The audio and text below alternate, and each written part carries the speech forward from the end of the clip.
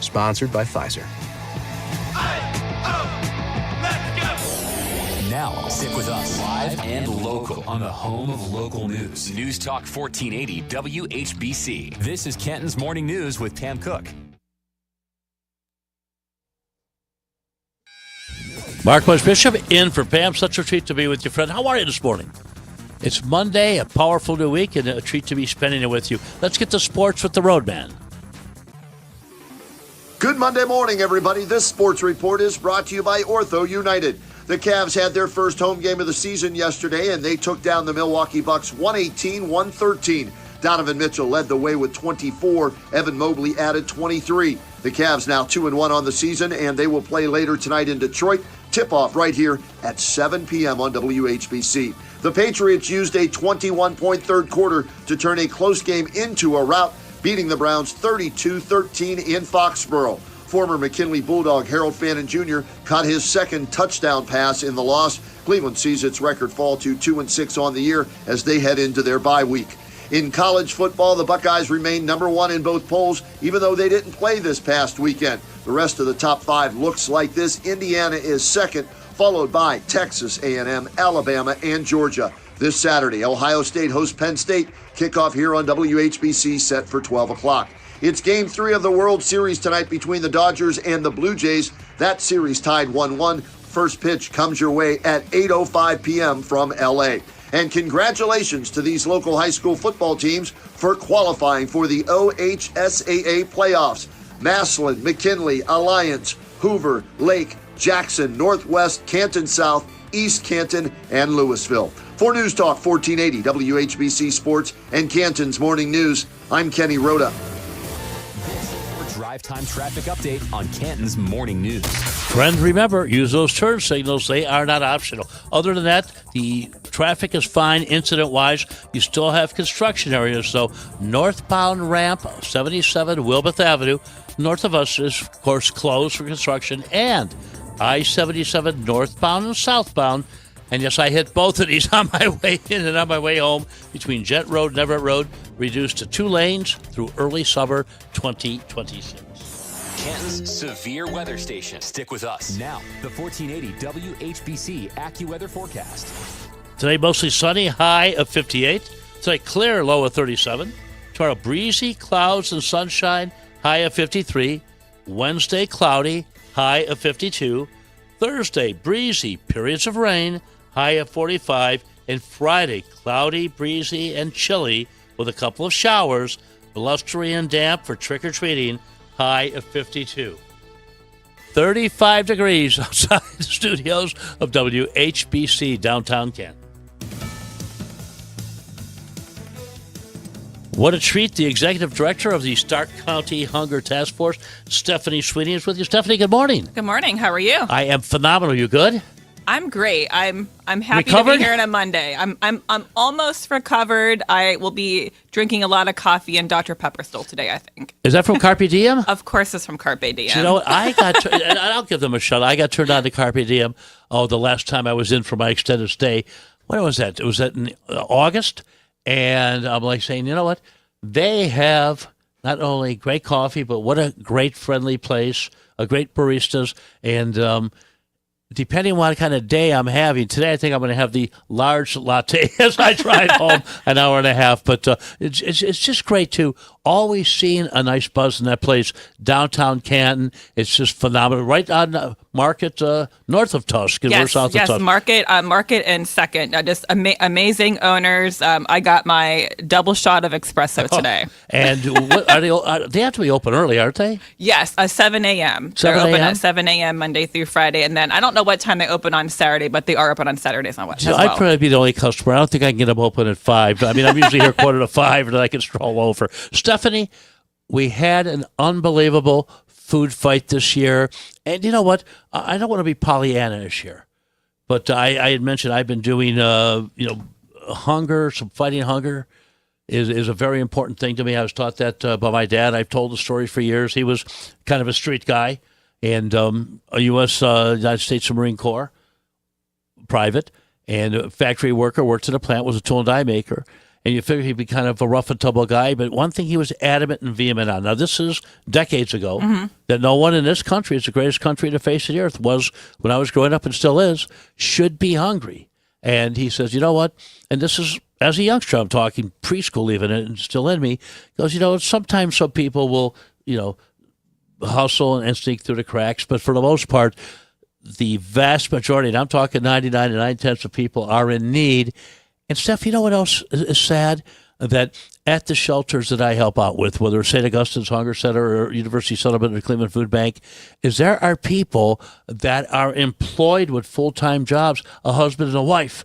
But nowadays, if you have a couple kids and you're making minimum wage, they need some help. So this is, and the elderly and the shut-ins. I mean, grocery prices continue to climb. I can go on and on, so everything you know about. But that's why something like the food fight is so important. Agreed. And I'm glad that you mentioned that you see so many people that are working and they're in the workforce and they still need support. There is a common misconception and a stereotype that most people who are coming in for those services are not working, but they are. Minimum wage is, still not incredibly high in this country, and the cost of food has gone up, and we are just going to see our numbers go up from month to month as we go through this current climate. I know you're all in it together. Of course, Stephanie Sweeney is the executive director of the Stark County Hunger Task Force, but we have a free meal, University Settlement, 6P to 7P. Anybody listening that would be in need. It's in the Slavic Village area on Broadway at Cleveland, and I've been doing it for about 3 years now. And as the folks come in, you get to know them, you get to see them. And I've got probably 7 or 8 younger guys in their 20s come in, like with the yellow jackets. Okay. And they work. There's a lot of truck depots there and truck washes, this and that. They work there, and they say, Butch, if I can get a free meal, and if I could, they get one to go with them too, it helps me out. Maybe I got to do a little something. Sure. And during the week, relax and enjoy a little bit. And they're still employed 40, if not 50 hours a week. So that's the proof in the pudding. Now, we know for a fact, I got to put you on the spot, that McKinley upended Massillon in the food fight. They did. So I've been with Stark County Hunger Task Force for 8 years, and McKinley does seem to dominate the food fight for sure. 65,000 pounds of food? Yes, they really, really came through this year. So it's amazing to see the community continue to support us. And we added 2 more rivalry matchups this year. Jackson beat Hoover. Yeah. So yes, and the St. Thomas and Central one, I have the monetary donations calculated, but we need to weigh the food on the scale on campus. Here probably by noon we'll know the winner of that. Will you let us know here so we can report definitely. it? Yep, I'm gonna CC everybody on it. Let Fantone know, and he'll pass it on. Yes. Of course, our friend over at 94.1 The Mix. It's interesting to note that this is almost like one of those overtime periods between Kansas Central Catholic and St. Thomas Aquinas to see what the food. I want people to realize this too, is that at your campus, and tell us where it is. So we are physically housed at the Ken Weber Community Campus at Goodwill on 9th Street Southwest. We're, it's a little south here of the radio station. And there are 20 different nonprofits all housed in one campus that are all working together to support, someone holistically. So they can come get food from us. They can get, help through jobs programs with Goodwill. They can talk to a caseworker with Access Health, get mental health services, and go to the doctor with Life Care. What I need to ask you about is your pantry, because we mentioned about people having access to food. Your pantry is open to the general public. Do you need to sign up or anything ahead of time? Tell us about that, the process. Sure. So we have around 35 pantries across our network, and each one operates a little differently, whatever is best suited for that specific neighborhood that it's in.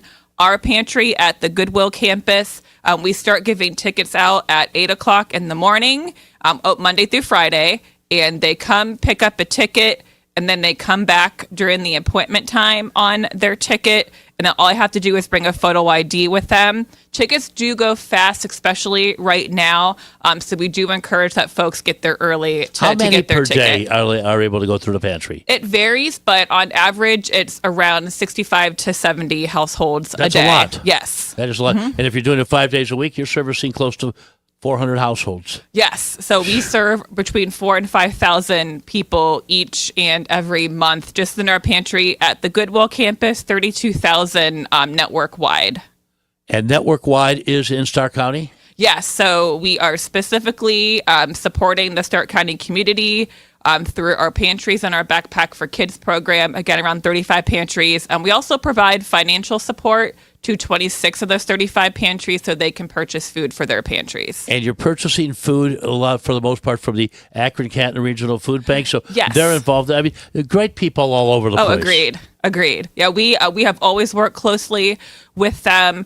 We purchase our food for our backpack program, like mostly through grocers and things like that. But the majority of the food for our pantries is purchased at the Akron-Canton Regional Food Bank, which is right down the road from us now. So nice and convenient for us now. So we need to do multiple pickups a week, especially in our pantry at the Goodwill campus. So it has been amazing to have them so close by. Stephanie Sweeney joins us, the executive director of the Stark County Hunger Task Force. Stephanie, how did you get involved in what you're doing?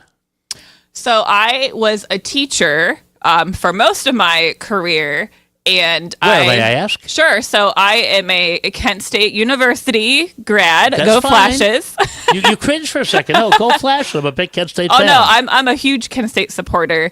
And I was teaching at the Child Development Center there, and I was working mostly with like professors' kids and all that. Whoa. And then I moved to What Canton. were you teaching? Preschool. Okay. Preschool. They have a development center there on campus. So then I moved to Canton, and I was teaching in Canton, and I was just really struck by the disparities of wealth and economics between the two communities and the children I was serving. And after a few years, I just felt a calling to, work in the nonprofit sector, and specifically with food. I saw that being the number one struggle with my families while I was teaching in Canton. I remember having a child come back from their winter break, and they had visibly lost weight, and it just really, really like hit me hard.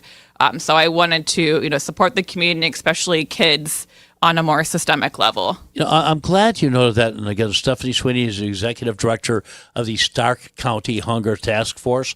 Is that people don't realize, snow days are fun, and Christmas break is fun, Thanksgiving break, whatever, spring break. But these youngsters still need to eat, and the families still need to put food on the table. One nice thing about going to school is that you may get a breakfast, you may get a lunch. Hopefully you get both if you're in need. Yes. And I'm adamant and vehement about that. But you know what else is funny? Because you see I have my Coach for Kids hoodie on. We've recently have merged with a group called Operation Warm. Oh, I'm familiar with them. Yeah, so I am a CIV, a community impact volunteer with Operation Warm. And so not only do we do coats now, but they also do shoes. And in the spring, they do sports bras for the athletes. But it's just amazing, how thankful everyone is. And you know what? You have to be warm in the winter, and you need to have food. And it's just so important. When you talk about all these ancillary places you're involved with, this and that, are a lot of them schools, or do you help direct food to the schools? Yes. So we work with a lot of churches and other organizations in our pantry network. And then our Backpack for Kids program is working with 18 local schools. And then we work with 3 library locations within Stark Libraries network, and then Massillon Public Library as well during the summer months. So we are distributing over 2,200 weekend bags of food a week in our 18 schools.